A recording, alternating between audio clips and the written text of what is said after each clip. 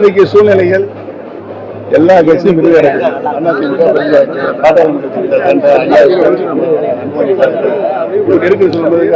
வாய்ப்பு இருக்கு. கண்கூட தான் தெரியுது. வருகின்ற சட்டசபை தேர்தலில் திமுக வெற்றி பெற நிறைய வாய்ப்பு இருப்பதாக செய்தியாளர்களை சந்தித்து பேசிய முன்னாள் முதல்வர் ஓ பன்னீர்செல்வம் தெரிவித்துள்ளார். அவர்கள் போட்ட விதை இன்னைக்கு தமிழ்நாடு மட்டுமல்லாமல் இந்திய திருநாடு வல்லரசு நாடுகளுக்கு ஒன்றாக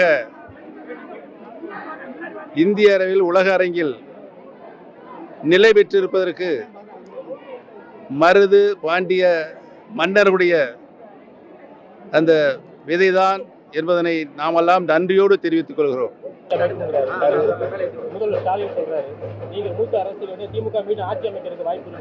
இன்றைக்கு சூழ்நிலைகள் எல்லா கட்சியும்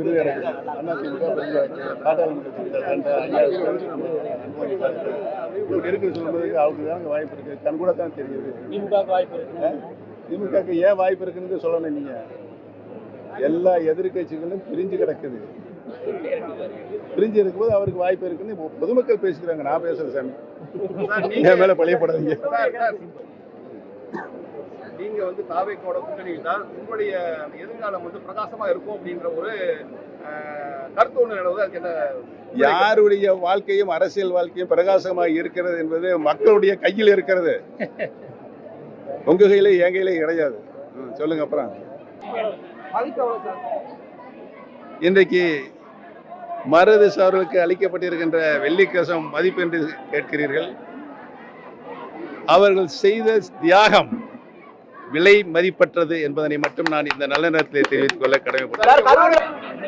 அனைத்து இந்திய அண்ணா முன்னேற்ற கழகத்தினுடைய தொண்டர்களின் உரிமையை பாதுகாக்கின்ற குழுவாக இன்றைக்கு நாங்கள் இயங்கிக் கொண்டிருக்கும் முக்கிய நோக்கமே இந்த இயக்கத்தை புரட்சி தலைவர், கழகத்தினுடைய நிறுவன தலைவர் மாண்புமிகு எம்ஜிஆர் அவர்கள் கழகத்தை உருவாக்கிய போது கழகம் எத்தனை நூற்றாண்டுகளானாலும் கழகத்தினுடைய சட்ட விதிப்பு தான் நடக்க வேண்டும் என்றுதான் அந்த சட்ட விதியை உருவாக்கினார்கள். பல்வேறு சட்ட விதிகள் உருவாக்கப்பட்டது.